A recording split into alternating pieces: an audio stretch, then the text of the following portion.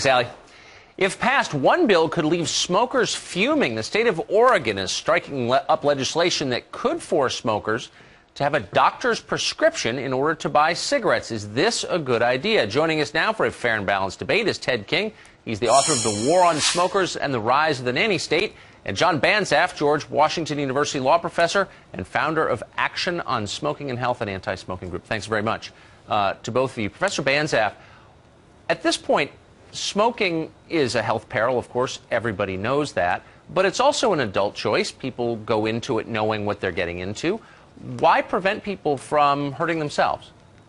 Oh, very simply. Smoking costs the American public over $300 billion a year, most of which is paid by non-smokers. So reasonable steps that we can take to help smokers quit, most of them already want to quit, are a good idea. By requiring prescriptions, we're going to make it much more difficult for teens to buy because they'd have to have a fake prescription as well as a fake ID. And pharmacists, as you know, Tucker, have a much higher legal obligation to be careful about dispensing drugs. Right. Also, if we have smokers, again, 80 to 90% already want to quit, go to doctors. They will get first-hand, accurate, impartial information about the dangers. They will have access to tests that might detect early problems like incipient emphysema, and if necessary, they will get medical help in quitting. So we're going to save a lot of money. We're going to help the smokers who already want to quit, and slash teen smoking. It's a win-win-win. That may be true, Professor, but we also know that obesity is more expensive than smoking, of course, because and what are you diabetes is more suggesting? expensive to treat than lung Obesity? cancer. And I wonder, the legislator who's sponsoring this, Mitch Greenlick, very heavy-set man. I'm wondering why we shouldn't require a prescription for, say, donuts. Wouldn't that be a big money saver, too? Tucker, that's a dumb argument. Oh, we call it the slippery slope. I'm using your argument, I think. You're going to require a prescription for every fattening food? Come on, Tucker. Even you know better than that. I don't know, Doctor. If we want to save money, Ted King, explain to me. You got sound bites, but not sound arguments. Okay. Thank you, John. Ted, tell me, why isn't this a good idea to save people from themselves? Smoking is bad. We all know that. Well, good morning, Tucker. The reason this is a really bad idea is it cheapens the relationship between a doctor and a patient. It politicizes the prescription process, which should not happen. It makes things even more inconvenient for people.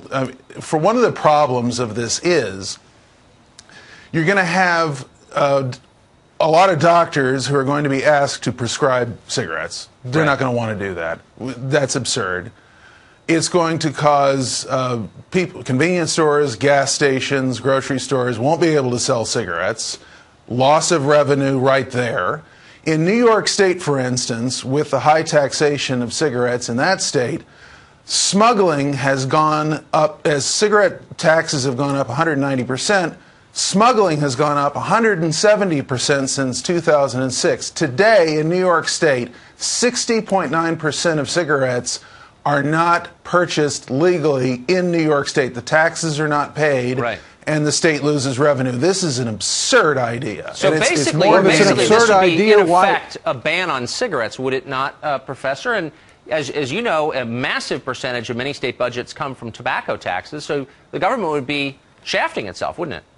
Oh, Tucker, you should know better than that. The cost of smoking is about 20 times the amount that governments get back in taxes. That's simply We're simply treating nicotine, which is an established drug, the same as we treat other drugs. People have to go to their doctors for birth control pills or erectile dysfunction pills. And why should we want to make it more convenient for smokers, particularly for teen smokers, to be able to buy cigarettes?